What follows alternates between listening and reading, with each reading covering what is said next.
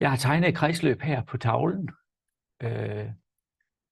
som består af en del herude med en lysdiode og en modstand i forbindelse med lysdioden, en transistor og en modstand, som forbinder basis til port 6 på Arduinoen.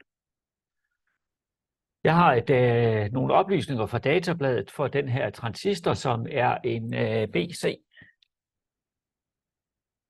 547B. Og der har jeg fundet nogle data i databladet, at strømforstærkningsfaktoren HFE, den minimale værdi er 200, en basis-emitterspænding på 0,7 volt, og basis-emitterspænding, det er den, vi har herfra, fra emitter til basis. Den er på 0,7 volt, når transistoren leder. Og kollektor-emitter-spændingen, som ligger herfra, fra emitter til kollektor, er cirka 0 volt, når vi sender strøm igennem transistoren. Tilstrækkelig strøm igennem transistoren. Den vil i praksis måske ligge på 0,2-0,3 volt, men vi regner bare med, at den er 0 volt. Vi skal så prøve lige at regne på det her kredsløb, og dioden der, det er en hvid lysdiode, som har et diodespændingsfald på 2,7 volt med en strøm på 15 milliampere. Det er ligesom designparameteren, vi skal gå efter. Vi kan altså regne med, at vi har et spændingsfald på 2,7 volt over den her diode, VD, når der løber 15 milliampere igennem den. Så skal vi prøve at regne den her modstand ud, RD. Og for at kunne gøre det, så bruger vi Kirchhoffs spændingslov. Og Kirchhoffs spændingslov siger, at hvis vi går rundt i et loop, og det loop, vi går rundt i, det er det loop, der starter hernede fra ground, går herop og tilbage igen.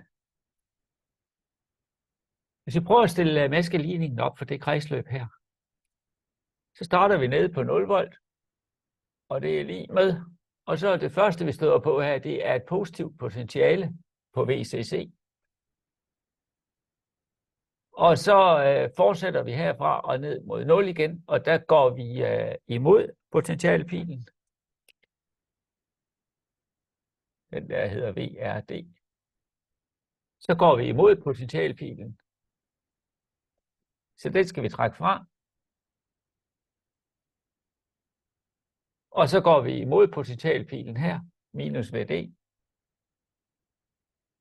Og så skal vi lige have den sidste med her, som var kollektor-emitter-spændingen. Det glemte jeg lige at skrive på, men nu har jeg skrevet det på nu. Kollektor-emitter.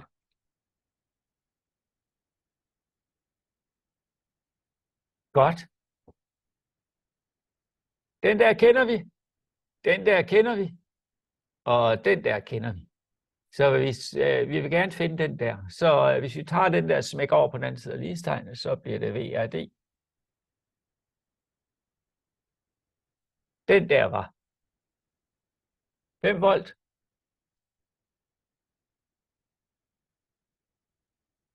Minus den der VD, som var 2,7 volt. Og den der var 0 volt. Det vil sige, at VRD bliver så lig med 2,3 volt. Nu kender vi spændingen over den her, og vi ved også, hvilken strøm, der løber igennem. For den strøm, der løber igennem, det skulle jo gerne være 15 milliampere. Så RD må være lig med VRD divideret med de 15 milliampere, altså 15 gange 10 minus 30 ampere, 2,7 volt, sludder røv.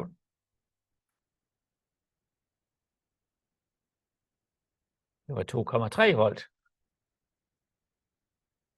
divideret med 15 gange 10 i minus 30 ampere.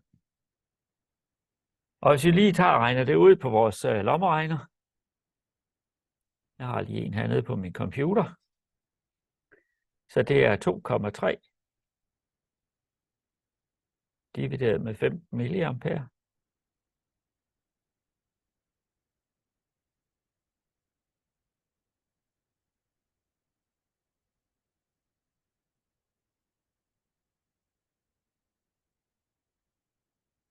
Det giver 153,3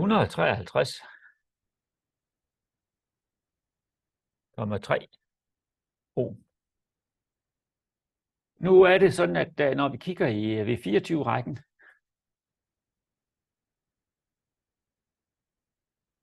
så kan vi se der, at vi har en modstand på 150 ohm, og vi har en modstand på 160. Vi har altså ikke en på lige nøjagtigt 153,3.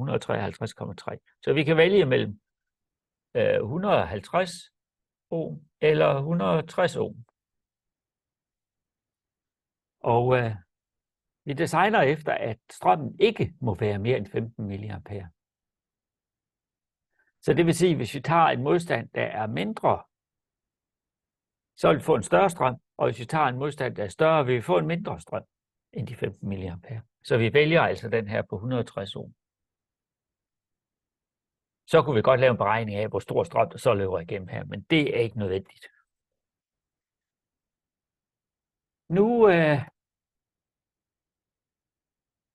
Nu har vi så fået designet den del af kredsløbet her. Vi har altså en modstand her på 160 ohm,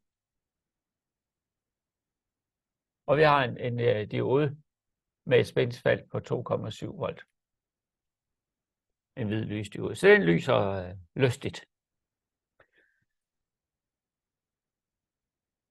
Nu skal vi sikre os, at vi skal lave en beregning af den her RB, for at sikre os, at den strøm, der løber igennem transistoren, i hvert fald kan blive 15 milliampere. Og den strøm, der løber igennem modstand og lysdiode, der designer vi altså efter, at det skal være 15 milliampere. Så den strøm, der løber ind her, den kan vi også kalde IC. Den er altså 15 milliampere. Vi ved også, at den strøm, der løber ind her, IB,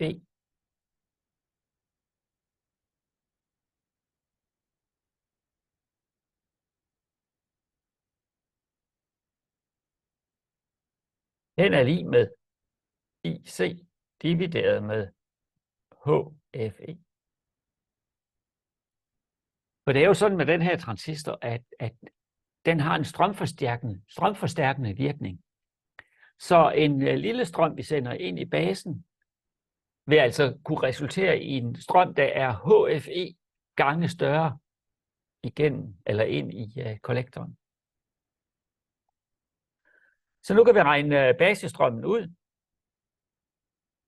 Den må altså være de 15 milliampere, 15 gange 10 minus 30 ampere, divideret med 200. Og vi går altid efter minimumværdien, fordi vi ved ikke, i hvert fald i det her tilfælde, der ved vi ikke, hvor stor strømforstærkningsfaktoren er for den her. Hvis vi nu tog den højeste værdi, som er 450, så kan det godt være, at den også vil være det for den transistor, vi vælger nede i skuffen, men vi kan ikke være sikre, så derfor går vi altså efter den mindste værdi. Så vi har altså de 15 milliampere, og det dividerer vi så med 200.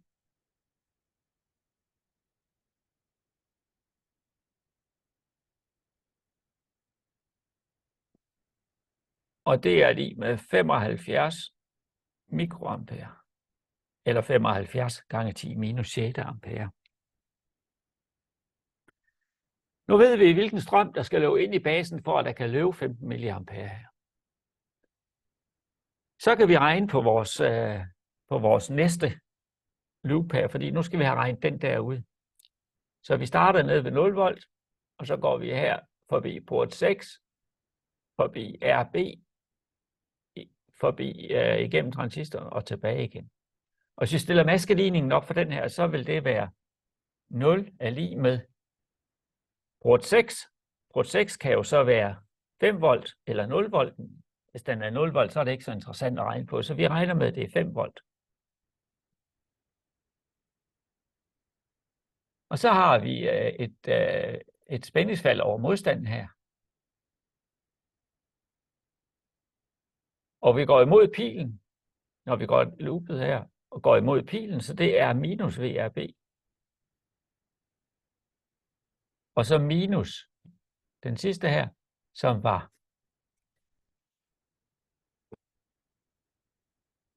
basis-emitterspændingen.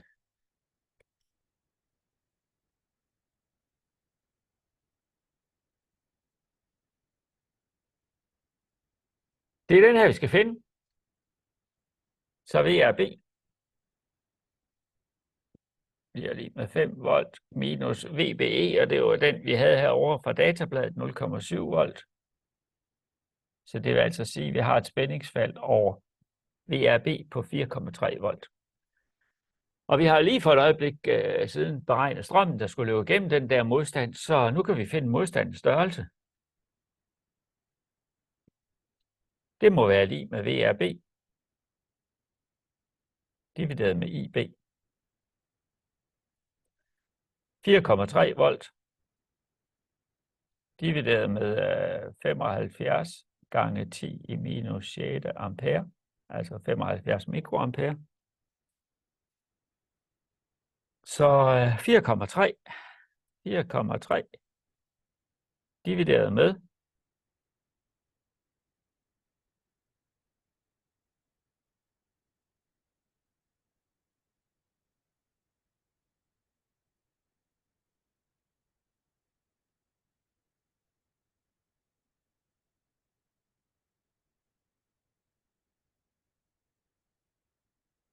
75 mikroampere. Og det giver en modstand på 57,3 kilo. Hvis vi slår op i databladet, nej, vi slår ikke op i databladet. Vi kigger i V24-rækken. Og i V24-rækken, der kan vi se, at vi har en modstand, der enten kan være 61 kilo eller 56 kilo.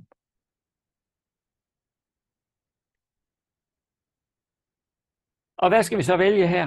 Ja, før der valgte vi jo den største, fordi vi vil begrænse strøm. Nu skal vi jo ikke begrænse strøm. Vi skal sørge for, at der altid kan løbe nok strøm her igennem, så derfor vælger vi den mindste modstand.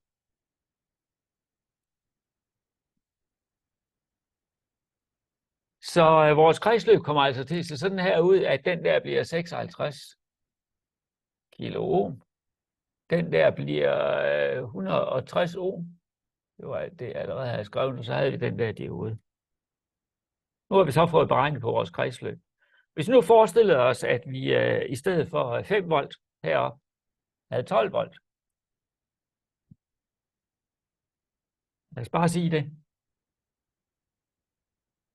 Ja, hvad vil det så betyde for vores beregning? Ja, det vil sådan set kun have nogen betydning for den del af kredsløbet her. Den del af kredsløbet her vil ikke få nogen betydning for. Så det vil være den her.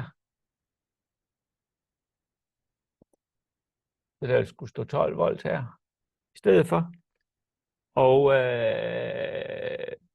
spændingsfald over den der vil jo så blive 12 minus 2,7, altså 9,3.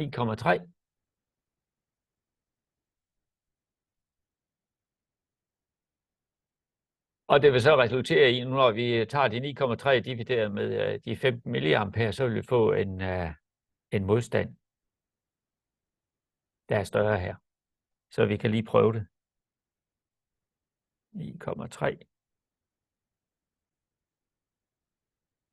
divideret med 15 milliampere.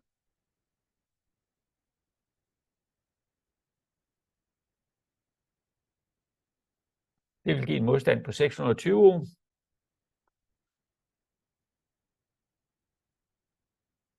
Og så skal vi igen kigge i 24-rækken for at se, hvad for en modstand, der ligger tættest på, hvis vi ikke kan finde den der lige nøjagtigt.